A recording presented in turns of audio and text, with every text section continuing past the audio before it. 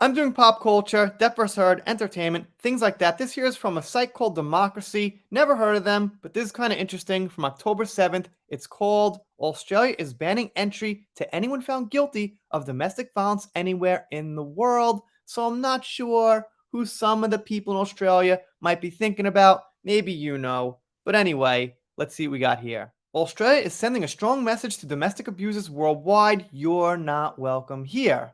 Australia has recently broadened a migration law to bar any person who has been convicted of domestic violence anywhere in the world from getting a visa entry to the country. American R&B singer Chris Brown and boxing star Floyd Mayweather had been banned from the country in the past following their domestic violence convictions. Now the ban applies to all foreign visitors or residents who have been found guilty of violence against women or children. All right, hey, sounds good to me. Can't argue. I'm against anything violent. I'm for all kind of human rights and freedoms, people doing what they want.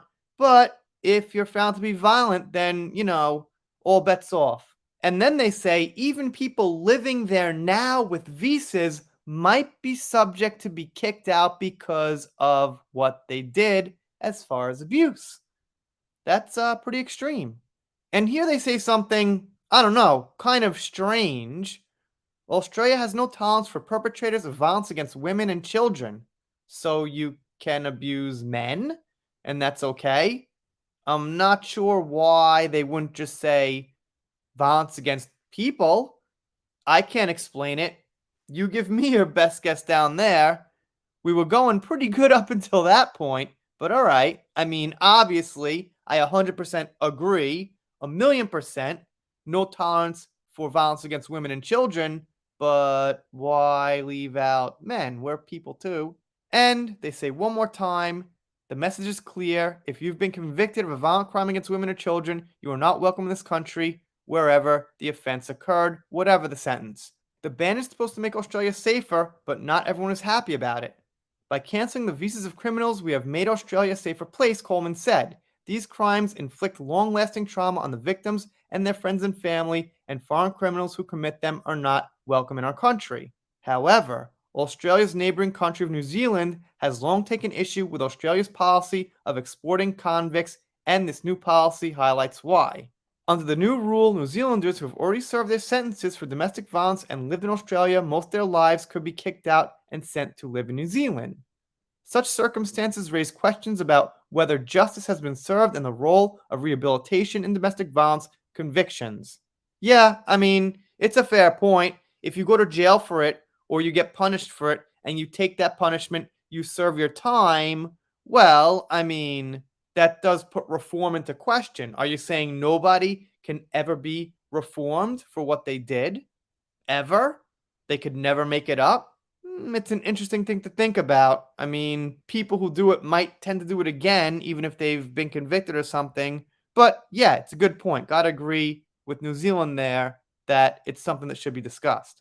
And since Australia leaves out men from their list, implying that if you abuse a man, you don't face this penalty, kind of strange. So I guess I'll take New Zealand's side even more because of that.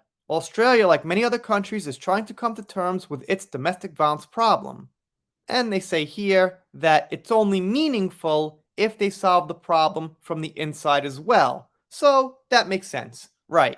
If they still have a problem with domestic violence, but they say you can't come in if you've had an offense at any point, it looks a little bit hypocritical. I mean, if you can't get your own house together, well, who are you to tell others that they can't even come in your country? That makes sense too. That may seem to indicate that little progress has been made. However, as Australian law professor Heather Douglas points out, the numbers only tell part of the story. Since most people in abusive relationships don't report the abuse until after they've left, it could simply be that more are leaving, which is a good thing. There has also been a marked increase of people in seeking domestic violence services in some areas, which again is a good thing. For far too long, domestic violence was swept under the rug while victims were often too afraid or embarrassed to seek help. More calls for help could mean the stigma associated with domestic violence is starting to fade. Here's the thing. Here's what I think. Don't try to make some fancy laws that might help some people might hurt other people, might help some places, might hurt other places. Don't try to make a big complex solution for something simple. What you want to do is encourage victims of abuse to come out, report their case, help them get ways to get evidence. So, with that evidence, we can help get the real bad guys, the real people who are actually committing these acts of violence. If you just say, well, they're scared to report it, oh well, too bad, that's life, that's not going to help solve anything. You tell them, encourage them, medical report right when you have anything fresh to report, police report as fast as you can, if you can. Pretty much everyone's got one of these. Press record, video or audio, and get something down. That's the way to solve the problem, and I don't see anybody on the professor level, on the expert level, encouraging victims to get evidence to help convict actual abusers. That's my opinion. You guys, let me know what you think down below. Doing shout outs, special thanks, things like that. Shout out to Laura B. She sent me some articles on Twitter. Thank you so much. And before I go, I gotta say this. You might be wondering why I've got Mera up there. People might be thinking, well, the law says if you abused women or children, and Mera abused a man. But don't forget, Mera abused her ex, who was a woman. So, because of that, the law actually does apply to her. When I first made this video, I was even thinking as I was going, oh man, I've got Mera's picture, but that might be wrong because she was found to have abused a man. But of course, I remembered, and so should you. Anyway, done here for now. If you haven't subscribed, consider it, and if you don't subscribe, I'll be pretty sad about it, but I'll get over it, make a new video, something like that. Done here for now. See you next time.